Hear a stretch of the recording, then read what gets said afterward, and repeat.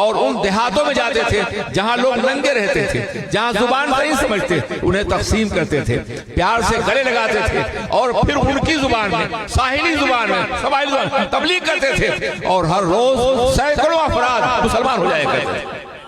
ان کے بعد یہ طریقہ بند کر دیا گیا۔ ہم نے اسلام کو پازیٹیو طور پر، مثبت طور پر پیش کرنے کی کوشش نہیں کی، ہم تو اپنی زنجیروں میں الجھے ہوئے ہیں، ہم تو اپنے ہی ماحول میں سکڑتے چلے جا رہے ہیں۔ ہم نے تو کبھی خود نے اسلام کو سمجھنے کی کوشش کی ہے، اور نہ دوسروں کے سامنے اسلام کو حقیقی انداز سے پیش کرنے کی کوشش کی ہے۔ ہو سکے تو پڑھیے مبلغ اعظم کو، ہو سکے تو ان کی سیرت کا جائزہ لیجئے، ہو سکے تو ان کے کردار کا جائزہ لیجئے، ان کے طرز تبلیغ کا جائزہ لیجئے، ان کی دعوت کا جائزہ لیجئے۔ ہم محتاج ہیں کہ ہمیں کوئی دعوت دے تو ہم جائیں، دعوت کے بغیر ہم کہیں نہیں جانتے، اور پھر دعوت میں بھی اتنی شرائط ہیں کہ شاید آپ اس کے متحمل نہ ہو سکیں۔ یہ صورتحال انتہائی خطرناک اور لرزہ خیز ہے جو آج پیدا ہو گئی ہے۔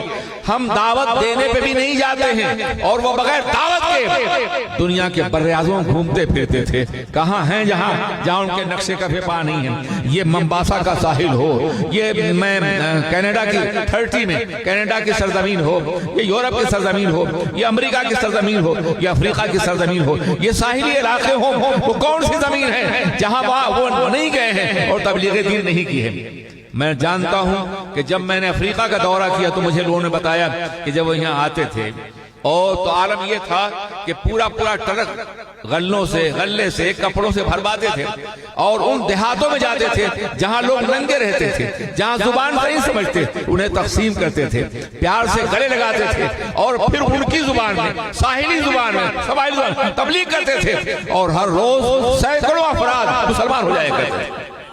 ان کے بعد یہ طریقہ بند کر دیا گیا۔ مجھے خود یاد ہے کہ جب ان کی یہ خیال آیا تو ایک مرتبہ میں زمبابوے میں ایک ٹرک لے کر کے گیا تھا۔ یقین مانی میں نے غریبوں کی آنکھوں میں آنسو دیکھے ہیں، میں نے ان کو تڑپتا ہوا دیکھا۔ ایک چادر پیش کرتا تو ایسا لگتا تھا کہ میں نے دنیا کی نعمتوں نے پیش کر دی ہیں۔ مجھ سے 50-60 سال پہلے حضرت علامہ صدیقی میٹھی نے پورے افریقہ میں یہ کام کیا ہے، آج وہ کام کوئی نہیں کر رہا ہے۔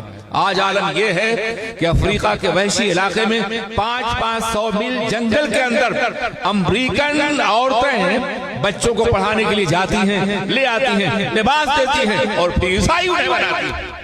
میں نے ایک مرتبہ سعودیہ کے بادشاہ سے کہا تھا ایک میٹنگ میں، جس میں اسے آنا پڑا تھا کسی مجبوری کی بنیاد پہ، میں نے کہا تھا آپ اپنے مشن یا مسئلہ کو پھیلانے کے لیے جتنا پیسہ خرچ کر رہے ہیں، اگر یہی پیسہ افریقہ کے ان پڑھ علاقوں میں خرچ کریں تو پورا افریقہ مسلمان ہو سکتا ہے۔ چلو آپ کے عقیدے کا ہوگا، لیکن سیاسی اعتبار سے کم از کم اسے مسلمان تو کہا جائے گا، وہ ہو یا نہ ہو، لیکن یہ بات ان کے کان میں نہیں آتی۔ انہیں صرف اپنا عقیدہ مسلمانوں میں پھیلانا تھا۔ مشنریاں یہ کام کر رہی ہیں۔ 21ویں صدی کے آغاز سے پہلے انہوں نے طے کر لیا تھا کہ ہمیں اس صدی کے اندر پورے افریقہ کو کرسچین افریقہ بدلنا ہے، پورے مسلم افریقہ کو۔ کیا ہم اس پہ کوئی کام کر رہے ہیں؟ کیا دعوت اور تبلیغ کا یہ سلسلہ ہمارے سامنے ہے؟ مجھے یاد ہے کہ میں دعوت کے ایک محفل میں تھا، میں نے دیکھا کچھ لوگ جو کالے رنگ کے ہیں انہیں ہٹا دیا جاتا ہے، جب وہ بیٹھتے ہیں کھانے کے لیے پھر ہٹا دیا جاتا ہے۔ تو میں نے میزبان سے پوچھا کیا یہ لوگ بھی بلایا گیا؟ نہیں بلایا گیا ہے، تو پھر آپ ہٹاتے کیوں؟ یہ غریب لوگ ہیں، بعد میں کھا لیں گے، پہلے آپ لوگ کھا لیے۔ میں نے کہا واللہ میں تو نہیں کھاؤں گا، میں ان کے ساتھ بیٹھ جاؤں گا۔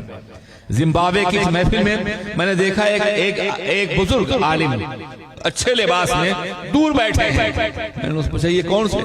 لوگوں کا حضور یہ عالم ہیں کالوں کے افریقیوں کے۔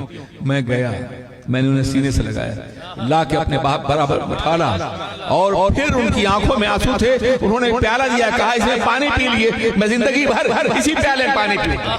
سبحان اللہ۔ دعوت اور تبلیغ کا یہ رشتہ اگر قائم ہوتا واللہ تو آج افریقہ 100% ہمارا ہوتا، آج غریب علاقے ہمارے ہوتے، آج مجبور علاقے ہمارے ہوتے۔